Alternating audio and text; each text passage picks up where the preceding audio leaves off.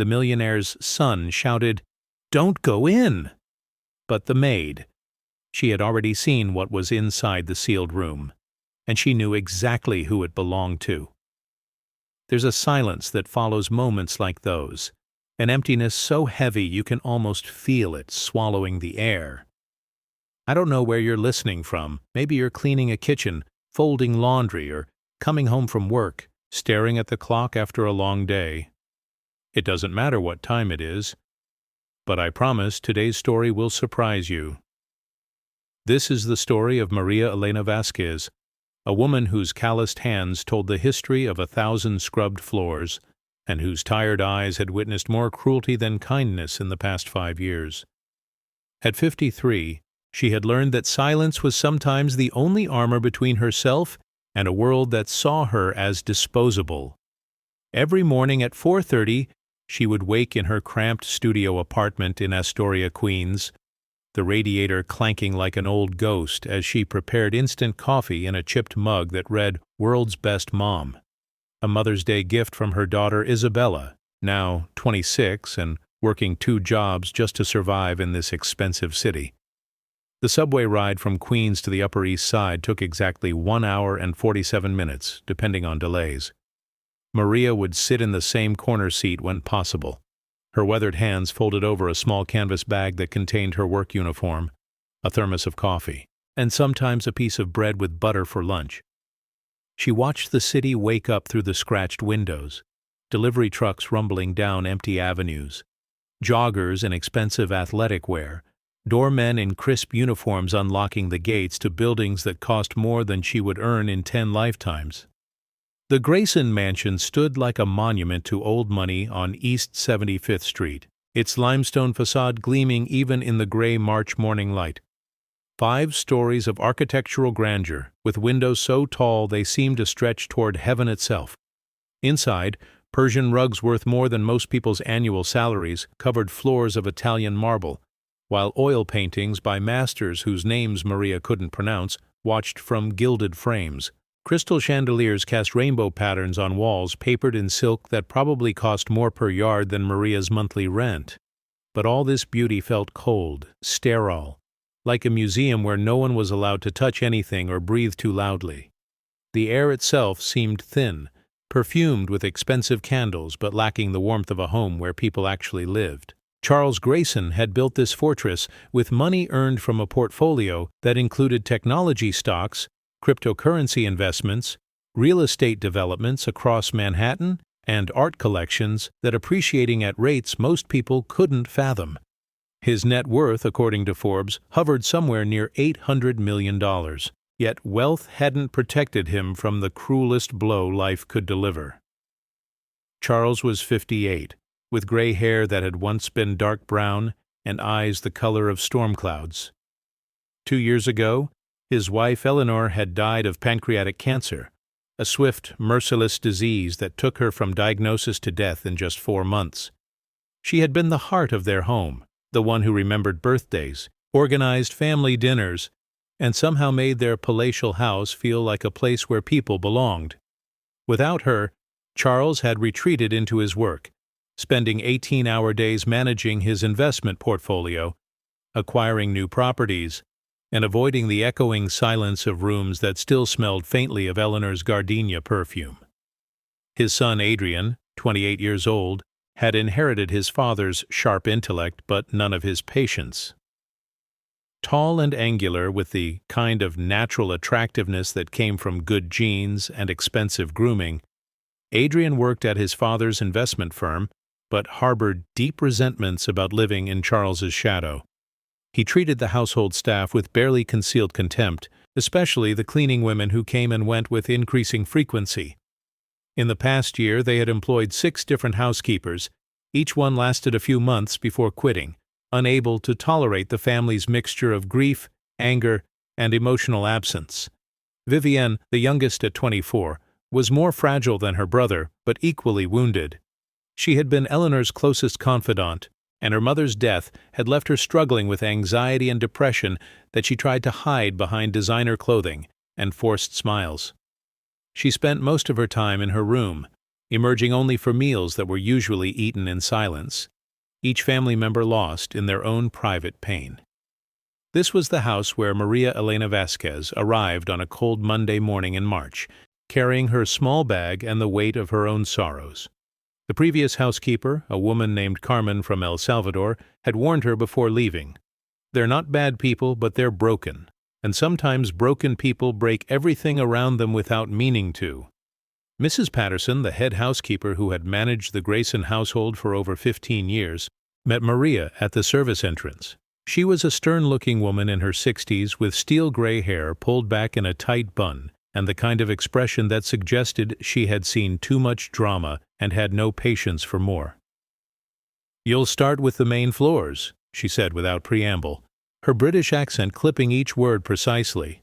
"Master Charles doesn't like to see staff during his morning routine, so you'll clean the study and library before 8. The family dining room needs attention. Young Master Adrian had guests for dinner last night and apparently forgot that tables weren't designed to hold wine bottles." Maria nodded quietly, slipping into the crisp black uniform with its white collar that made her feel like she was playing a role in someone else's life. The fabric was stiff and uncomfortable, nothing like the soft cotton t-shirts and comfortable pants she wore at home. In the service bathroom, she caught sight of herself in the mirror. A small, compact woman with olive skin marked by years of sun and work, dark hair streaked with premature gray and pulled back in a simple ponytail. Her eyes, though tired, held a quiet strength that no amount of exhaustion had been able to extinguish. The first weeks were a careful dance of learning routines while remaining invisible. Maria discovered that Charles Grayson liked his coffee black and strong, left on his study desk at exactly 7:15 each morning, alongside the Financial Times and Wall Street Journal, folded just so. He never acknowledged her presence, but she noticed he always drank the entire cup, and sometimes when he thought no one was watching, his shoulders would relax slightly as he took those first few sips. She learned that Adrian was explosive and unpredictable, capable of flying into rage over a displaced book or a window left open, but that his anger usually had nothing to do with whatever had triggered it. Vivian was quiet, almost ghostly, speaking only when spoken to and apologizing constantly for existing in her own home. The other staff members watched Maria with the mixture of curiosity and caution that always followed newcomers. There was Robert, the driver who had been with the family for 20 years and spoke in monosyllables, Jennifer, the cook who prepared elaborate meals that often went half-eaten, and Mrs. Patterson, who maintained her professional distance while secretly hoping this new housekeeper might last longer than the others. They had all learned to navigate the family's grief carefully, like people walking on ice that might crack at any moment.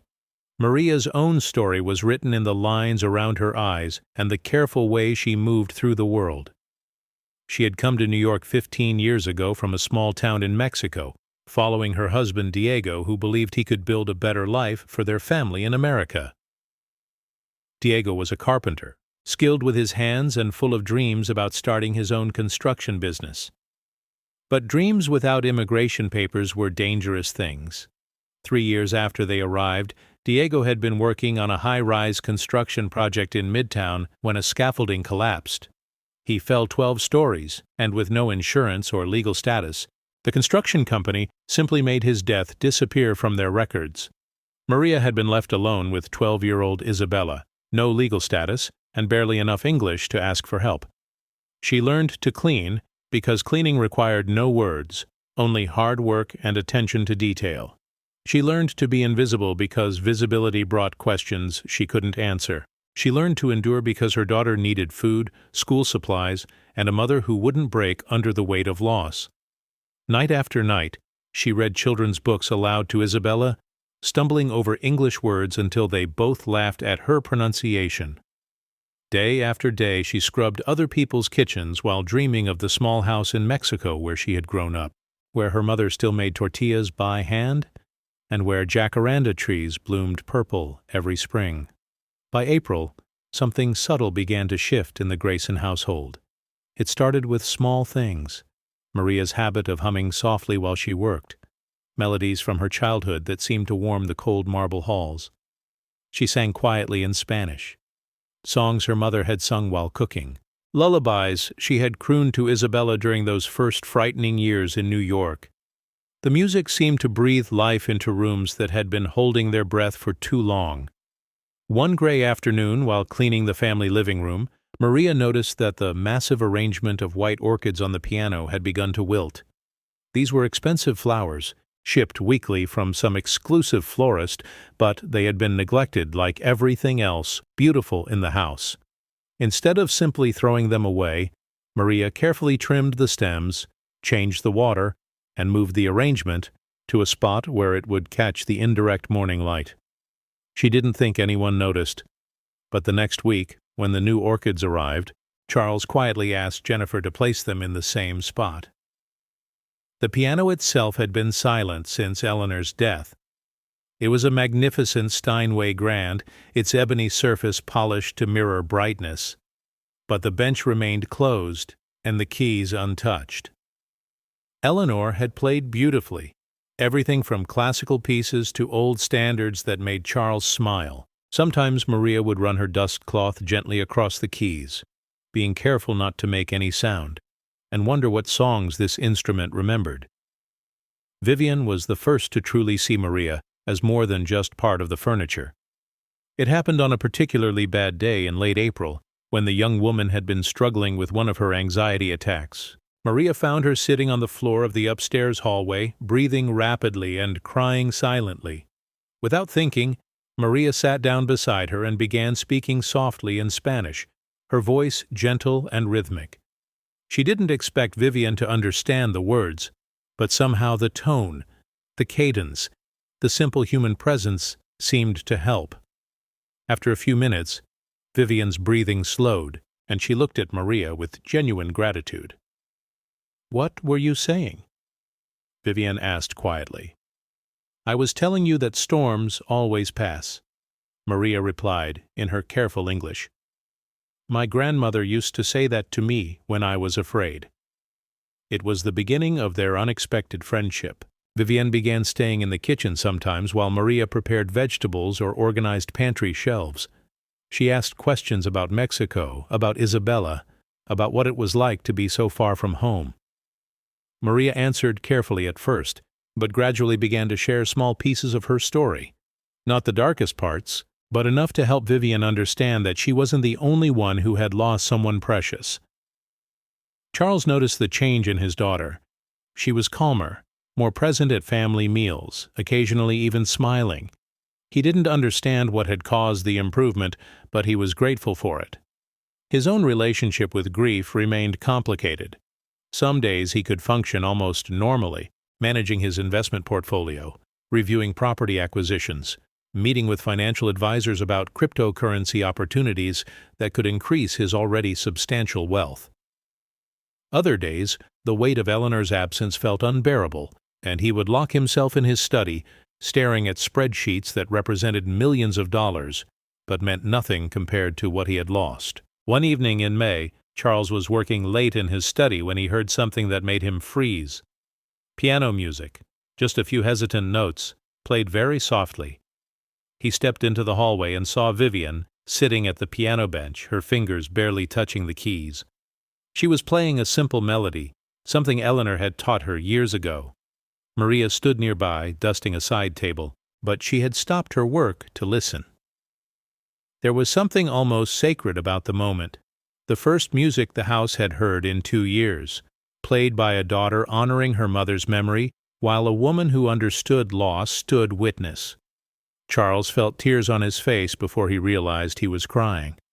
He retreated to his study, but the sound of that hesitant piano followed him, and for the first time since Eleanor's death, he didn't fight the emotions that overwhelmed him. He wept for his wife, for the family they had been, for the father he had failed to be to his children in their grief. And somehow, in that breakdown, he began to heal. By summer, the atmosphere in the Grayson household had transformed in ways both subtle and profound. Adrian was still difficult, still prone to dark moods and sharp words, but even he seemed affected by the gradual warming of their home. He stopped snapping at Maria quite so often and occasionally even said, "Thank you," when she brought his coffee exactly the way he liked it, with 2 sugars and a splash of cream, though he would never admit to having a sweet tooth. Maria had developed her own routines and rhythms within the house.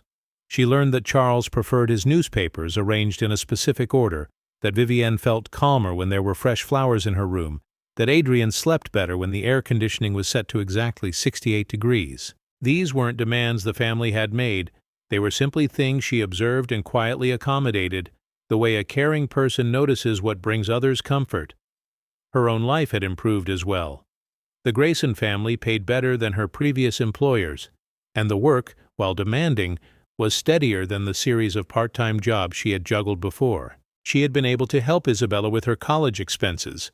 Her daughter was studying to become a nurse, working toward a dream that would have been impossible without Maria's sacrifices. In her small apartment in Queens, Maria had finally been able to replace her broken refrigerator and buy a comfortable chair where she could sit and rest her tired feet at the end of each day. But it was the human connections that meant the most. Vivienne had begun joining her for tea in the kitchen on Saturday afternoons, and their conversations had deepened beyond polite small talk. Maria shared stories about her mother, who had raised 7 children during difficult times in Mexico, and about Isabella's determination to help people through her nursing career. Vivienne talked about her mother Eleanor, about missing her guidance, and wondering how to be a good person in a world that often seemed cruel and indifferent. "Your mama, she is still with you," Maria told her one Saturday, while they watched late afternoon sunlight stream through the kitchen windows. "Love like that, it doesn't die.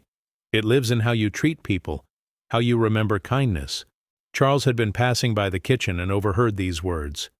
He stood in the hallway, struck by the simple wisdom in Maria's voice. She spoke about love and loss with an authority born of experience, and her words carried a comfort that all his money couldn't buy.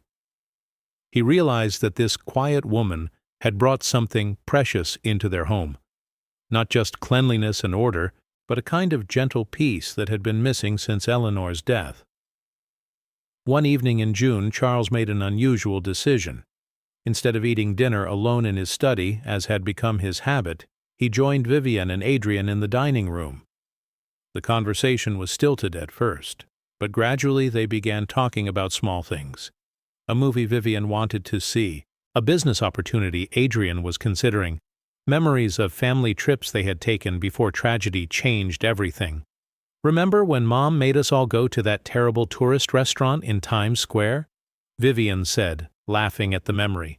She insisted it would be authentic New York experience. "The pizza was cardboard, but she was so proud of finding the place," Adrian added, and for once his voice held affection instead of bitterness. Charles smiled, remembering Eleanor's determination to do normal family things despite their wealth and social position. She had grown up middle class in Ohio, and never quite lost her wonder at New York's possibilities, even after 30 years of marriage to a man whose investment portfolio included property all over Manhattan. It was during this conversation that Maria entered to clear the dinner dishes. Usually the family barely acknowledged her presence during meals, but tonight Charles looked up and said, "Maria, may I ask you something?" She paused, uncertain. "Si, Mr. Grayson." "Do you have family back in Mexico? People you miss?" The question was more personal than anything he had ever asked her. Maria considered her answer carefully. "My mother, she is old now. My sisters, they have children I have never met. It is hard to be so far, but—" She gestured gently toward Vivienne. "Sometimes family is not just blood, you know." It was a simple statement, but it hit Charles with unexpected force. This woman, who had every reason to feel like an outsider in their home, had just suggested that they, the broken, grieving Graysons, had somehow become family to her. The generosity in that sentiment, the forgiveness implicit in claiming kinship with people who had barely noticed her humanity for months, left him speechless. That night Charles couldn't sleep. He walked through his house, seeing it as if for the first time. The orchids on the piano were thriving under Maria's careful attention. The kitchen smelled like the lavender cleaning spray she made herself, mixing it with essential oils that reminded him somehow of Eleanor's perfume. In Vivienne's room he could see fresh flowers on the bedside table and books stacked neatly. His daughter had been reading again, something she hadn't done since her mother's death. These changes hadn't happened overnight, and they hadn't been demanded or negotiated. They were gifts, offered quietly by a woman who understood that sometimes healing came through small acts of care. Charles realized that Maria Elena Vasquez had been loving his family back to life, one cleaned surface and hummed song at a time. The revelation of his own blindness was both humbling and frightening. For 2 years he had been so lost in his grief that he had failed to see the people right in front of him, his own children struggling with their pain, and the woman who had been quietly holding their household together. Money had taught him to measure value in dollars and market returns, but Maria's worth couldn't be calculated on any balance sheet. As summer deepened into July, Charles began making subtle changes. He started eating breakfast in the kitchen instead of having it sent to his study, which meant encountering Maria as she prepared for her day. At first, their interactions were awkward. He didn't know how to talk to someone he had essentially ignored for months. But gradually, they developed a comfortable routine. He would nod good morning, she would have his coffee ready exactly as he liked it, and sometimes they would exchange a few words about the weather or the previous night's Yankees game. "You follow baseball?" he asked one morning, surprised to find her listening to game highlights on a small radio while she organized the pantry. "My Isabella, she loves the Yankees. Derek Jeter was her crush when she was little girl." Charles smiled, remembering his own childhood obsession with Mickey Mantle. Smart girl. Jeter was a good captain. It was their longest conversation to date, and Charles found himself thinking about it throughout the day. Maria had a daughter who loved baseball, who had grown up in New York, who was now old enough to have had childhood crushes on players from Charles's recent memory. This meant Maria had been building a life in his city for many years, that she wasn't just a worker, but a mother, a woman with her own dreams and disappointments. Over the following weeks he began asking small questions. He learned that Isabella was studying nursing at Queen's College, that she worked weekends at a medical supply company to help pay tuition, that she hoped to specialize in pediatric care. He discovered that Maria took ESL classes 2 evenings a week at the public library, determined to improve her English even after 15 years in America. He found out that she sent money to her mother in Mexico every month, even when it meant eating rice and beans for dinner herself.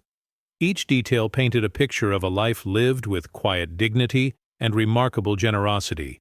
Maria wasn't just surviving, she was building something meaningful from very little, creating opportunities for her daughter that she had never had herself, caring for an elderly mother thousands of miles away, and somehow still having enough compassion left over to nurture a family of strangers who had never bothered to learn her last name. The more Charles understood, the more ashamed he became of his previous indifference. But shame gradually transformed into something else, a deep respect for Maria's strength and an unexpected affection for the woman who had brought such grace into his home. He began to see her not as the help, but as someone whose presence had become essential to his family's recovery from grief. In August, Vivian announced that she wanted to throw a small dinner party, her first social event since her mother's death. Charles was nervous about the idea, worried that his daughter wasn't ready for the stress of entertaining, but Vivian seemed genuinely excited about the plan. "Just a few friends," she assured him. "Nothing fancy. I want to do it myself." What she didn't say was that she wanted Maria's help, and that the dinner party was partly an excuse to give Maria a chance to shine in a way the family had never acknowledged before.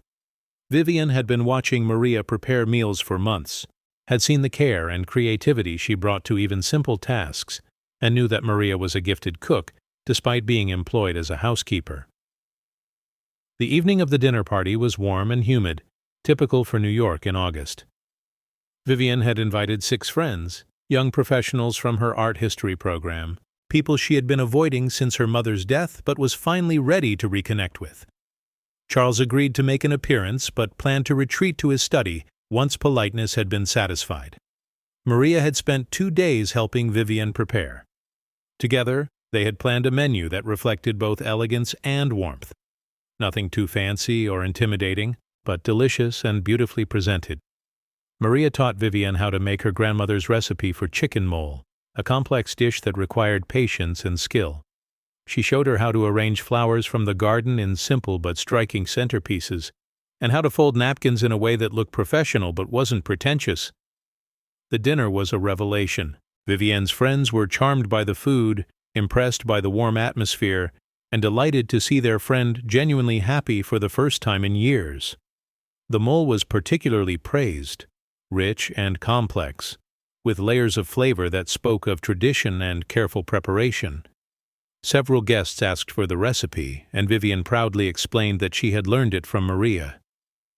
Charles, who had intended to make a brief appearance and escape, found himself lingering at the table. The conversation was lively but not superficial, and his daughter glowed with confidence as she played hostess in her own home. He noticed how comfortable she seemed, how naturally she guided the discussion and made sure everyone felt included. These were skills Eleanor had possessed, and seeing them emerging in Vivienne filled him with both pride and bittersweet nostalgia. After the guests left, Charles helped Vivienne and Maria clear the table. It was the first time he had done dishes in his own home in decades, and there was something surprisingly satisfying about the simple work. "That was a lovely evening," he told his daughter.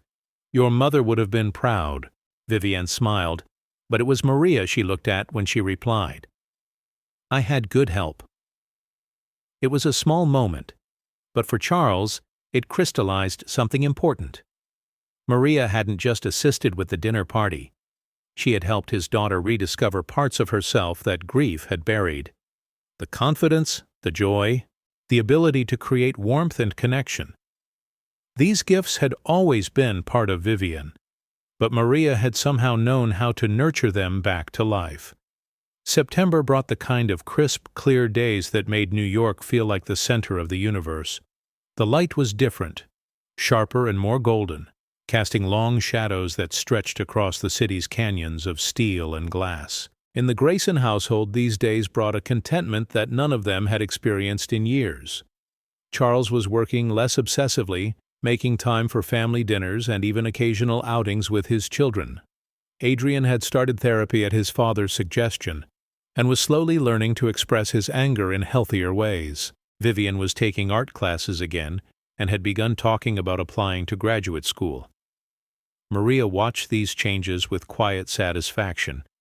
She understood that her role in the family's healing had been important, but she also knew that the real work had been done by the Graysons themselves. She had simply provided what her own mother had always called steady presence, the kind of consistent, caring attention that allowed people to feel safe enough to heal. Her own life was also improving in small but significant ways. Charles had quietly increased her salary without being asked, and she had been able to help Isabella with a down payment on a reliable used car. Her daughter would graduate from nursing school in the spring, and there were already hospitals interested in hiring her. For the first time in years, Maria allowed herself to imagine a future that held more than just survival, maybe even a return to Mexico to visit her mother, maybe a small apartment with room for Isabella to visit, maybe the luxury of working just one job instead of constantly worrying about making ends meet. She had also developed friendships within the household that went beyond professional courtesy. Mrs. Patterson, initially skeptical of yet another housekeeper who might not last, had become protective of Maria and even shared family gossip during their tea breaks. Jennifer, the cook, had begun asking Maria about Mexican recipes and had added several of her suggestions to the family's weekly menu rotation. Even Robert, the usually taciturn driver, had started greeting Maria warmly and occasionally shared stories about his own grandchildren. It was in this atmosphere of growing trust and affection that the crisis struck, sudden and devastating as a summer storm. Adrian had been struggling more than anyone realized. Despite therapy and his father's increased attention, he still carried deep resentment about his mother's death and his father's emotional absence during those crucial mourning years. He had developed a drinking problem that he hid carefully, and he harbored suspicions about everyone around him, convinced that people were only kind to his family because of their money. The explosion came on a Tuesday morning in late September. Adrian had been drinking the night before and woke up hungover and paranoid. He went to his mother's old jewelry box, which was kept in his father's study, looking for a particular necklace that he remembered her wearing to his college graduation. The necklace, a strand of perfectly matched pearls that had belonged to Eleanor's grandmother, wasn't in its usual place. In his hungover, emotional state, Adrian's mind immediately jumped to theft. He had always been suspicious of the household staff, and Maria was the newest employee, the one he trusted least. The fact that she cleaned his father's study every morning made her the obvious suspect in his paranoid thinking. He confronted her in the kitchen, his voice loud and accusatory. "Where is it?" he demanded. "Where's my mother's pearl necklace?" Maria looked up from the vegetables she was chopping for lunch, confused by his aggressive tone. "I'm sorry, Mr. Adrian. I don't understand. My mother's pearls. They're missing from her jewelry box. You clean my father's study every day. You had access." The accusation hung in the air like poison smoke. Maria felt the familiar sensation of the world shifting beneath her feet, the terrible vulnerability of being powerless and foreign and suddenly under suspicion. In her careful English, she said, "I did not take nothing. I would never." "Don't lie to me," Adrian snarled. "Those pearls are worth more than you make in 5 years. Probably seemed like easy money." Mrs. Patterson, who had been in the next room, hurried into the kitchen at the sound of raised voices. Jennifer stopped her food preparation, and even Robert appeared in the doorway. The entire household had gone silent, waiting to see how this horrible scene would unfold. "Mr. Adrian," Mrs. Patterson began carefully, "perhaps we should—" "Stay out of this," he cut her off. "I want to know what she did with my mother's necklace." Maria's hands were shaking now. She recognized this moment, had lived it before in other jobs, other houses, with other employers who saw people like her as disposable and probably criminal. The accusations always came eventually, when something went missing, or when someone needed a scapegoat for their own failures.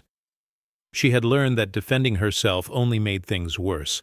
That denial sounded like guilt to people who had already decided you were guilty. "I clean everything very careful," she said quietly. "I touch nothing that is not for cleaning." "Liar!" Adrian spat. "You people always lie when you get caught." The words "you people" hit like a slap. Everyone in the kitchen flinched, recognizing the ugly prejudice in that phrase.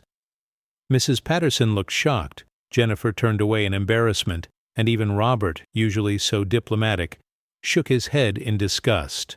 But the damage was done. At that moment, Charles walked into the kitchen, drawn by the sounds of conflict.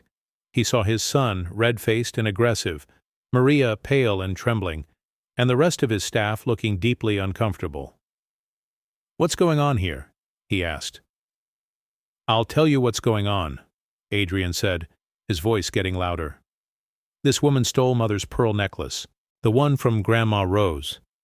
It's missing from the jewelry box, and she's the only one who has access to your study." Charles felt his world tilt. The pearl necklace was one of Eleanor's most treasured possessions, not because of its monetary value, but because of its family history. Eleanor's grandmother had worn those pearls to her own wedding in 1923, and Eleanor had planned to pass them down to Vivian someday. The thought of losing that link to Eleanor and her family legacy was unbearable. But looking at Maria, this woman who had brought such quiet dignity and healing to his home, Charles found it difficult to believe she was capable of theft. Still, Adrian was his son, and the necklace was genuinely missing. "Maria," he said carefully, "is there anything you want to tell me about this?" The question felt like a knife to her heart. After months of building trust, of being treated like part of the family, Charles was asking if she was a thief. She could see doubt in his eyes, could feel the fragile foundation of respect they had built beginning to crumble. "I did not take the necklace," she said, her voice barely above a whisper. "I swear on my daughter's life, I did not take nothing." Adrian laughed bitterly. "Of course she denies it. They always deny it." Charles looked around the kitchen at his assembled staff, all of whom were avoiding eye contact. The weight of decision pressed down on him: believe his son or believe a woman he had employed for only 6 months? Blood or conscience? Family loyalty or moral intuition? Fear won. Fear of losing another precious piece of Eleanor. Fear of his son's rage. Fear of admitting that his judgment about people might be wrong. "I think it would be best if you cleaned out your locker and left," he said to Maria, the words tasting like ash in his mouth. Maria nodded once, very slowly. She had expected this moment for months, had been waiting for the other shoe to drop, for the fragile acceptance she had found in this house to reveal itself as temporary. She untied her apron, folded it carefully, and placed it on the counter. "I am sorry for your loss," she said to Charles, and everyone understood she wasn't talking about the necklace.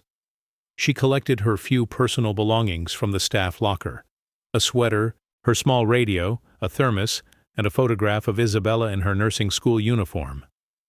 Mrs. Patterson walked her to the service entrance, tears in her eyes. "This isn't right," the older woman whispered. "I've been here 15 years, and I know you would never." "It's okay," Maria said gently.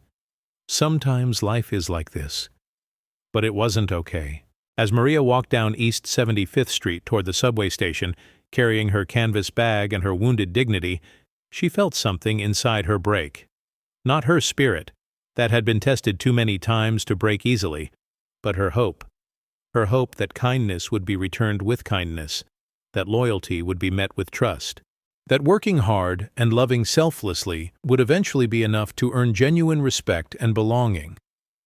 The subway ride back to Queens felt endless. The familiar sounds, the screech of brakes, the recorded announcements, the hum of conversations in a dozen languages, failed to comfort her. She stared out the grimy windows at the blur of Brooklyn passing by and thought about the phone call she would have to make to Isabella, the explanation she would have to give to her mother in Mexico, the humiliation of looking for another job with no reference from her most recent employer. At home in her small apartment, Maria sat in her chair by the window and allowed herself to cry. She cried for the trust that had been broken, for the family she had thought she was becoming part of, for the quiet joy she had felt in making their lives better. She cried for all the women like herself who worked invisibly, loved without acknowledgement, and could be discarded the moment suspicion fell upon them. But mostly she cried for Charles and Vivienne, who would now lose the healing they had been so close to achieving. She understood something they didn't, that the warmth and peace in their home hadn't been automatic or inevitable. It had been cultivated day by day, song by song, small kindness by small kindness. Without that cultivation, the cold would return, the grief would settle back over them like winter fog, and they would wonder why happiness had once again slipped through their fingers. The Grayson household felt the change immediately and profoundly. Without Maria's presence, the mansion reverted to its museum-like sterility. The orchids on the piano wilted and died. The kitchen lost its warmth and became just another workspace. Vivienne retreated to her room and stopped playing piano. Charles worked longer hours, avoiding the empty spaces where Maria's humming had once provided comfort. Even Adrian, who had orchestrated Maria's dismissal, seemed restless and dissatisfied. His victory felt hollow, particularly because the missing necklace still hadn't been found. He searched through his mother's belongings obsessively, becoming more convinced that it had been stolen but also beginning to doubt his own certainty about who had taken it. Mrs. Patterson resigned 2 days after Maria left, unable to work for a family that could dismiss someone so unfairly. Jennifer gave her notice a week later, saying she couldn't stand the tension in the house. Robert remained, but he was cold and professional, offering none of his previous warmth or conversation. Charles hired a cleaning service to replace Maria, efficient professionals who came twice a week, cleaned thoroughly, and left without trace of their presence. The house was spotless but sterile, technically perfect but emotionally barren. He realized too late how much Maria's personal attention had meant, not just the cleaning but the care, the quiet presence, the sense that someone was tending to them rather than simply performing tasks. Vivienne fell back into depression, stopped eating regularly, and abandoned the art classes that had been helping her heal. "It doesn't feel like home anymore," she told her father. "It feels like we're living in a hotel." Charles knew she was right, but pride and stubbornness prevented him from admitting his mistake. Surely they could be happy without Maria. Surely their family could heal on its own.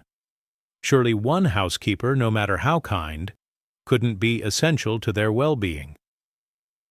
But as September turned to October, the evidence mounted against that logic. Adrian's drinking increased. Vivian's anxiety returned worse than before. Charles himself felt more isolated than ever, surrounded by luxury but starving for the simple human connection that Maria had provided without him even realizing it. The truth came out, as truth always does, in the most unexpected way. Charles was preparing to redecorate Eleanor's old sitting room, a space that had remained untouched since her death, but now felt more like a shrine than a memorial. As he removed books from her personal bookshelf, a jewelry box fell out from behind a row of poetry volumes, a small plain box that he didn't recognize. Inside, nestled in faded velvet, were Eleanor's pearl necklace and several other pieces of jewelry that had been reported missing or simply forgotten. There was also a note, written in Eleanor's careful handwriting. "For renovation safekeeping, remember to tell Charles where these are. Love, E." Charles stared at the note for several minutes, his hands shaking as the implication sank in. Eleanor had hidden her most precious jewelry during the renovation of the study 2 years ago, a renovation that had taken place during her final illness, when her memory was already being affected by medication and treatments. She had meant to tell him about the hiding place, but had died before she could remember to do so. Maria Elena Vasquez was innocent, completely, utterly innocent, and Charles had destroyed her life based on his son's paranoid accusations and his own cowardice. The weight of his injustice hit him like a physical blow. He sank into Eleanor's chair, holding the pearls and the note, and experienced something that went beyond remorse into the territory of moral devastation. He had failed in every way that mattered, as a father, as an employer, as a human being. He had allowed prejudice and fear to override justice and kindness. He had broken trust with someone who had never given him reason to doubt her integrity. Worse, he had lost something precious and irreplaceable. Maria wasn't just a good housekeeper. She had been a healing presence, a bridge back to the warmth of family life, a reminder that homes were made of love and attention rather than marble and money. In his panic to protect his possessions, he had thrown away the person who had been teaching him how to live again.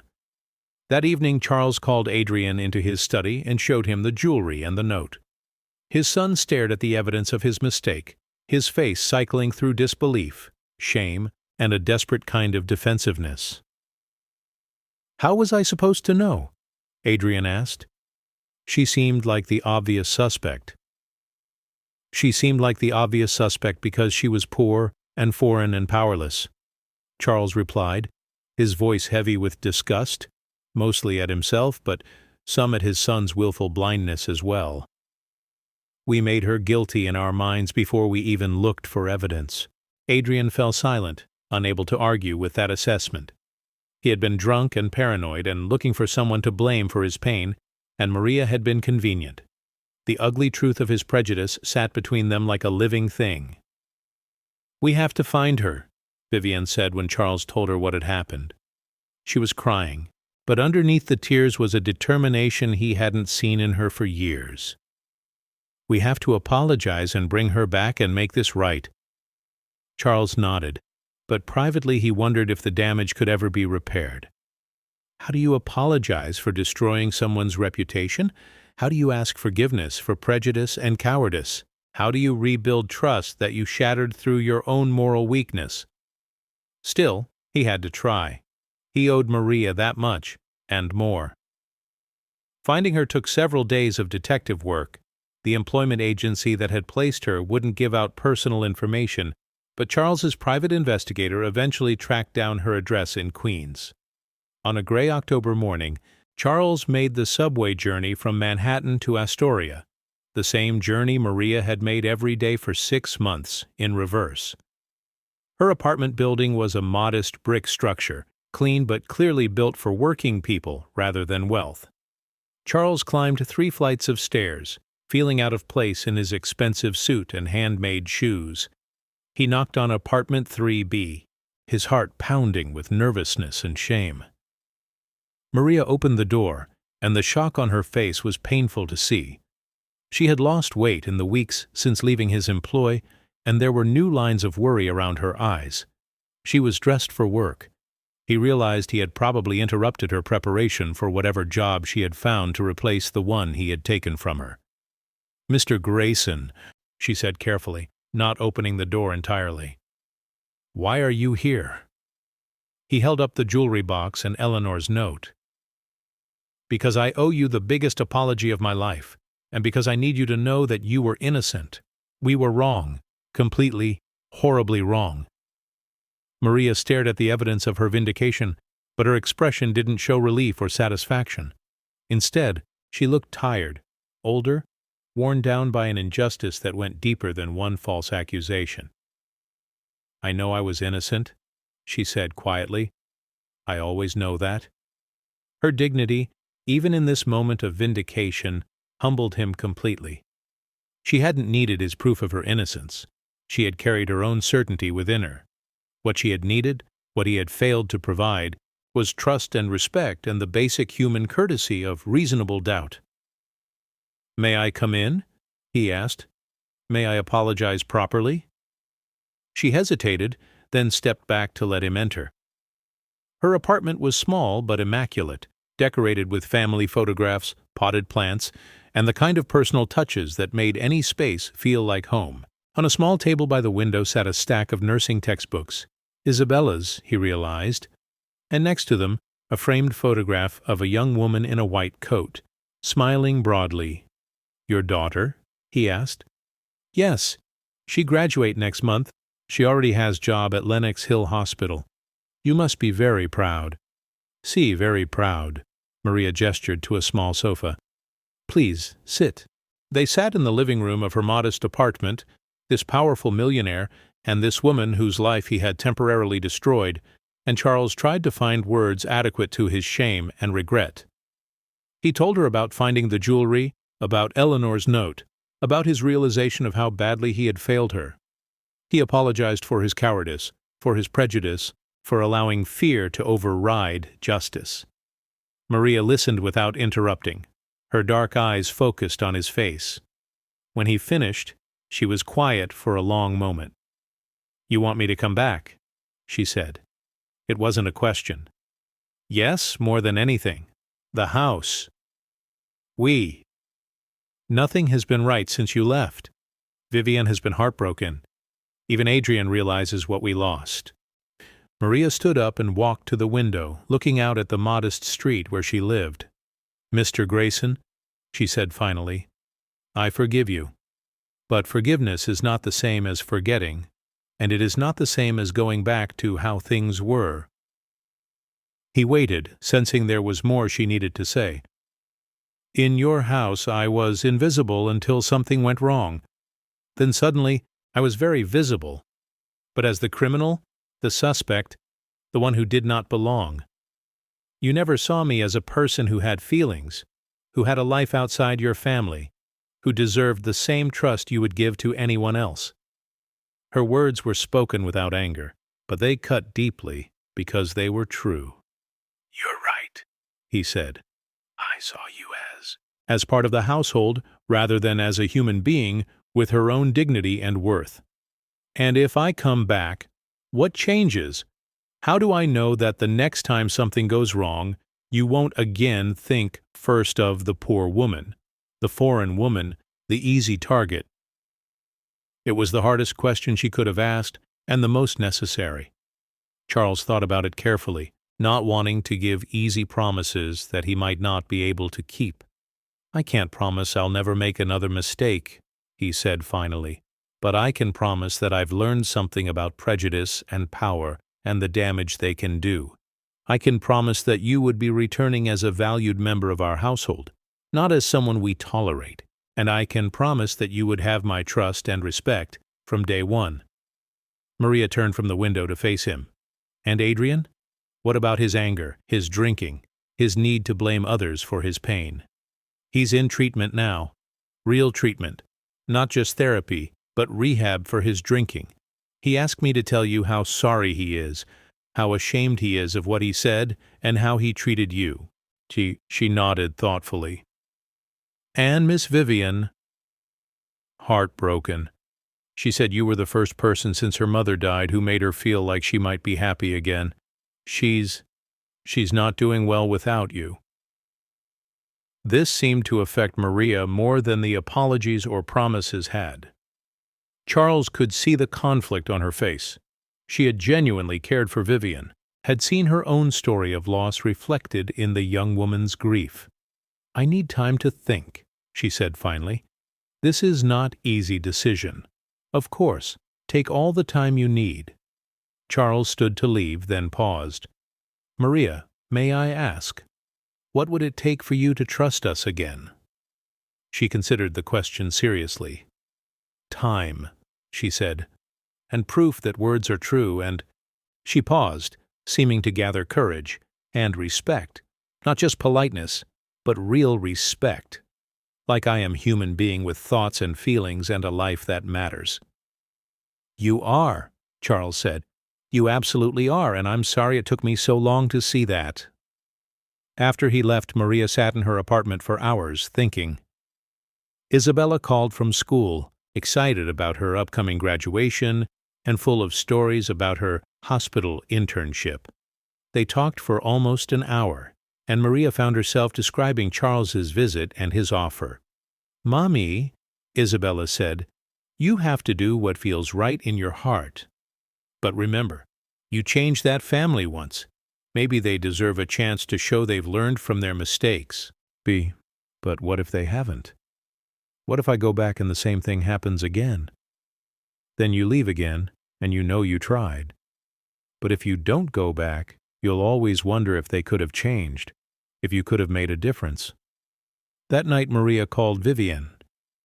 The young woman's voice was thick with tears as she apologized for what had happened, for not defending her, for letting fear and family loyalty override fairness. I should have stood up for you, Vivian said. I knew you would never steal anything. I knew it in my heart, but I was a coward. You were a daughter protecting her family, Maria replied gently. I understand. Please come back, please. The house feels dead without you.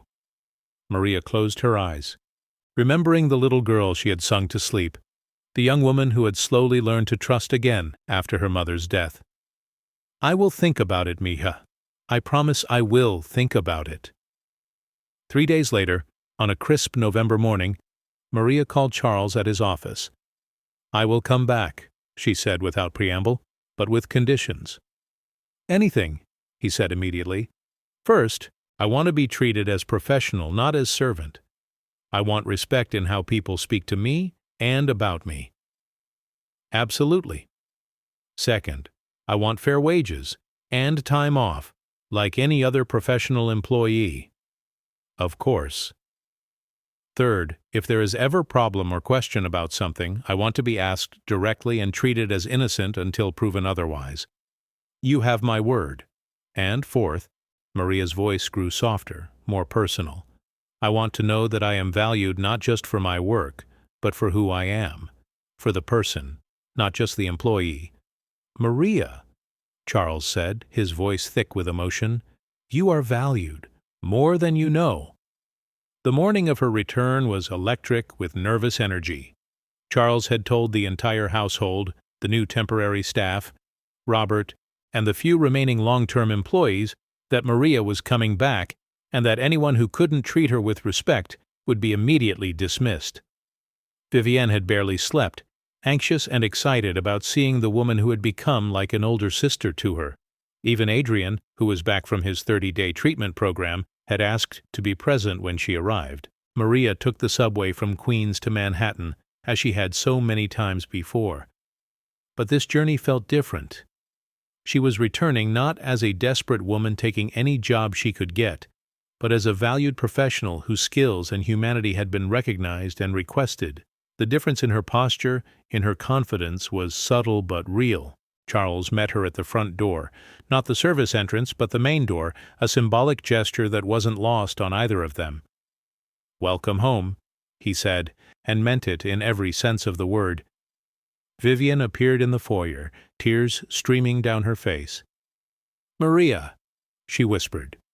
And then they were embracing. Two women who had found in each other the family they had thought they'd lost forever. "I missed you so much," Vivian said. "I'm so sorry. I'm so sorry we hurt you." "Shh," Maria murmured, stroking the young woman's hair. "That is in the past now. We start again, yes?" Adrian appeared in the doorway to the living room, sober and visibly nervous. He had practiced this speech in treatment, but facing Maria in person made all his prepared words disappear. "I'm sorry," he said simply. "I was drunk and angry, and I blamed you for things that had nothing to do with you. I said terrible things, thought terrible things, and I'm ashamed of who I was." Maria studied his face, seeing genuine remorse and the kind of humility that comes from hitting bottom and clawing your way back up. "You were in pain," she said. "Pain makes people do ugly things sometimes. But you got help, yes? You are working to be better?" "Every day," he said. "And I want you to know, if anything like this ever happens again, I'll be the first person to defend you." It was a promise that cost him something to make, an admission of his own past failures, and a commitment to do better. Maria nodded, accepting it in the spirit it was offered. The first weeks of Maria's return were a delicate dance of rebuilding trust. True to his word, Charles treated her as a valued professional rather than just hired help. He consulted her about household decisions, asked her opinion on staff scheduling, and made sure she had everything she needed to do her job well. More importantly, he saw her, really saw her, as a complete person with thoughts, feelings, and a life beyond their family's needs. The changes were evident throughout the house. The orchids bloomed again under Maria's care. The kitchen filled with the sounds of her humming and the smells of her cooking. Vivian began playing piano again, sometimes choosing Spanish lullabies that Maria had taught her. Even Adrian, still fragile in his recovery, but genuinely trying to change, started greeting Maria warmly each morning and occasionally asking about Isabella's progress in school. But the most significant change was in the house's atmosphere. The cold museum quality disappeared, replaced by the warmth of a home where people genuinely cared for each other. It wasn't that Maria single-handedly transformed the Grayson family. They had done the hard work of healing themselves. But her presence, her grace, her ability to create nurturing environment had given them the space and safety they needed to rediscover how to be a family. In December, Isabella graduated from nursing school with honors. Charles asked if he could attend the ceremony, and Maria was touched by the request. Watching this powerful millionaire sit in a modest auditorium, applauding proudly as her daughter received her degree, Maria felt something she hadn't experienced in years, the sense that she truly belonged somewhere, that her life and her family mattered to people beyond herself. After the ceremony, Charles approached Isabella and shook her hand formally. "Your mother is an exceptional woman," he told her. "She saved our family in more ways than one. You should be very proud of her." Isabella smiled, looking between her mother and this wealthy man who spoke of Maria with such obvious respect and affection. "I've always been proud of her," she said. "But I'm glad you finally see what I've always known." That Christmas was the first real celebration the Grayson household had shared in 3 years. Maria's presence somehow made it possible for them to honor Eleanor's memory while still embracing joy. She helped Vivian plan a small dinner party, taught Adrian how to make traditional Mexican hot chocolate, and convinced Charles to put up a Christmas tree in the main living room, instead of just the formal front parlor where no one ever sat. On Christmas Eve, as Maria prepared to leave for her own modest celebration with Isabella, Charles stopped her in the kitchen. "I have something for you," he said, holding out a small wrapped package. Inside was a simple gold necklace with a pendant that read, "Family," in elegant script. "It's not expensive," he said quickly, "but I wanted you to have something that That told the truth about what you mean to us." Maria's eyes filled with tears. It was the first piece of jewelry anyone had ever given her, and its value had nothing to do with gold or money and everything to do with recognition and love. "Thank you," she whispered, "for this, and for seeing me." "Thank you," he replied, "for teaching us how to be human again." As spring returned to New York, bringing with it the soft air and budding trees that made the city feel reborn, the Grayson household settled into a rhythm that honored both their past sorrows and their present healing. Maria's presence had become so integral to their family life that it was hard to remember what the house had felt like without her steady, caring attention. Charles had kept his promises, treating Maria as the valued professional she was while also cherishing her as the family member she had become. He increased her salary again, gave her 3 weeks paid vacation, and helped her establish a small savings account that would allow her to visit her mother in Mexico the following year. More importantly, he made sure she knew every day, through small gestures and genuine respect, that she was appreciated not just for what she did but for who she was. Adrian's recovery continued to progress. He stopped seeing Maria as the help and started appreciating her as the wise, patient woman who had somehow found room in her heart to forgive his ugliest behavior. He still struggled with anger and entitlement, but now he had tools to recognize those feelings and channel them more constructively. His relationship with his father improved as they worked together on family healing, and he even began dating someone, a social worker who appreciated his growing empathy and commitment to justice. Vivian bloomed under Maria's continued care and Charles's renewed attention. She finished her art history degree, started working at a small gallery, and even began talking about someday having children of her own. The damaged young woman who had hidden in her room for 2 years was slowly being replaced by someone confident and joyful, someone who had learned that grief and happiness could coexist. But the most significant change was in Charles himself. Maria's grace in forgiving his terrible mistake had taught him something profound about second chances and moral courage. He began using his wealth more deliberately, establishing a foundation that provided legal aid to undocumented workers and their families. He hired Maria as a consultant for the foundation, valuing her insights about the needs and challenges of immigrant communities. Her influence helped him understand that true power lay not in accumulating money or controlling others, but in using his resources to create opportunity and justice for people who had been overlooked or mistreated. One evening in May, as Maria prepared dinner and hummed softly while she worked, Charles watched her from the kitchen doorway and marveled at the transformation she had brought to their lives, not through dramatic gestures or grand speeches, but through consistent love, quiet dignity, and the kind of daily care that turns houses into homes and strangers into family. "Maria," he said, entering the kitchen, "may I ask you something?" She looked up from the vegetables she was chopping, her face warm with the contentment that comes from being appreciated and valued. "See, of course. When you first came here, when we were so cold and broken, did you know we could change? Did you believe we could become better people?" She considered the question carefully, as she considered all important questions. "I believe everyone can change," she said finally. "But change, it has to come from inside. I could not change you. I could only love you and show kindness and wait to see if you would change yourselves. And what if we hadn't? What if we had remained cold and cruel? Then I would have left with sadness but not with bitterness, because kindness is its own reward. When you love people, even if they do not love back, you become more loving person. That is gift you give to yourself." Charles nodded, understanding something fundamental about the woman who had saved his family. Maria's strength hadn't come from hoping for reciprocation or reward.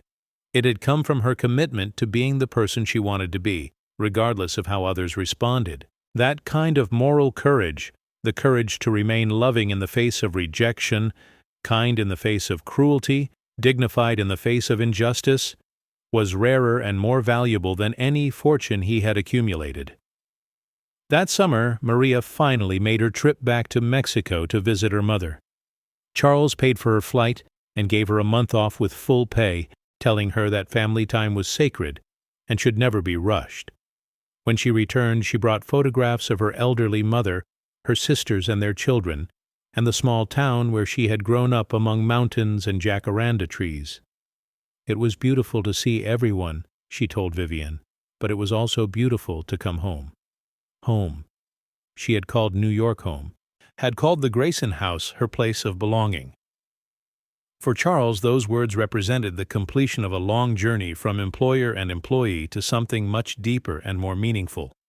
As autumn returned and the anniversary of Maria's original dismissal approached, Charles realized he wanted to mark the occasion somehow.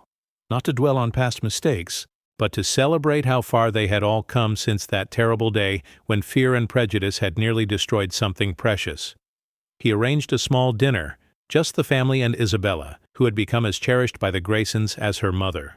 Over a meal that Maria and Vivian had prepared together, combining Mexican and American flavors in a feast that represented the blending of their lives, Charles raised his glass. "A year ago," he said, "we made a terrible mistake that almost cost us the most important thing we had found since Eleanor's death, the love and wisdom of an extraordinary woman and her beautiful daughter. Tonight I want to say thank you. Thank you, Maria, for forgiving us. Thank you for seeing past our failures to who we could become. Thank you for teaching us that family isn't about blood or money, but about the daily choice to care for each other." He paused, looking around the table at faces illuminated by candlelight and genuine happiness. "And thank you for making this house a home again." Maria wiped tears from her eyes, but they were tears of joy rather than sorrow. "Thank you for learning to see me," she said simply, "for giving me family when I thought I had lost everything that mattered." Isabella smiled at her mother, proud of the woman who had sacrificed so much and yet never lost her capacity for love. Adrian, sober and healthy, nodded respectfully at the woman who had shown him what forgiveness looked like. Vivian reached over to squeeze Maria's hand, grateful for the older woman who had taught her how to rebuild her life after devastating loss. And Charles, looking around at his transformed family, understood that sometimes the greatest wealth couldn't be measured in dollars, or investments, or property portfolios. Sometimes the greatest wealth was sitting around your dinner table, laughing and crying and sharing stories, being fully present with people who had chosen to love you despite your failures and who had allowed you the precious gift of loving them in return. Outside, New York City hummed with its constant energy.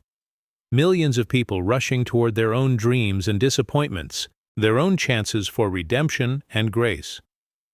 But inside the warmth of the Grayson home, 5 people who had found each other across the barriers of class and culture and past pain sat together in contentment, living proof that healing was possible, that families could be chosen as well as born, and that sometimes the most profound love entered your life quietly, wearing an apron and carrying a heart big enough to transform everyone it touched.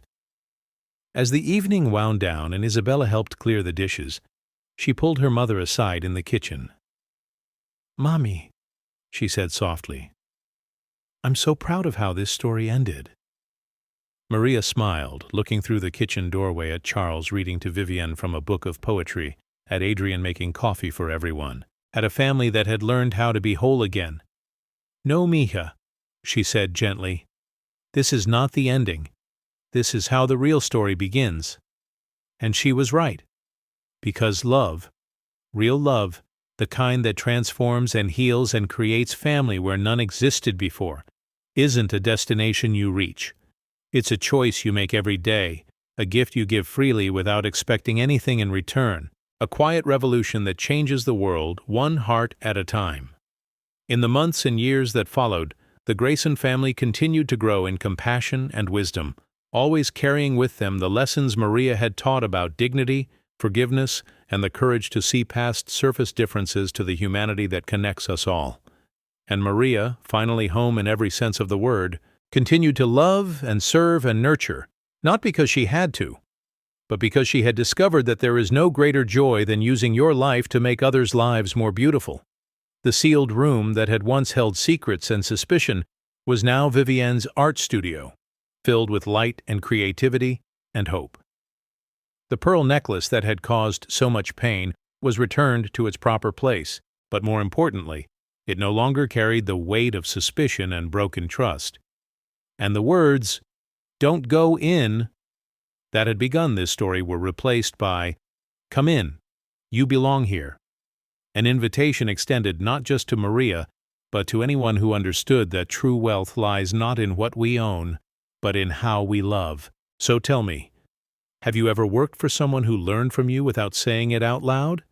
Have you ever found family in unexpected places, or discovered that forgiveness can transform both the giver and the receiver? Share your story in the comments below, because stories like Maria's happen every day, in kitchens and offices and homes across the world, wherever people choose love over fear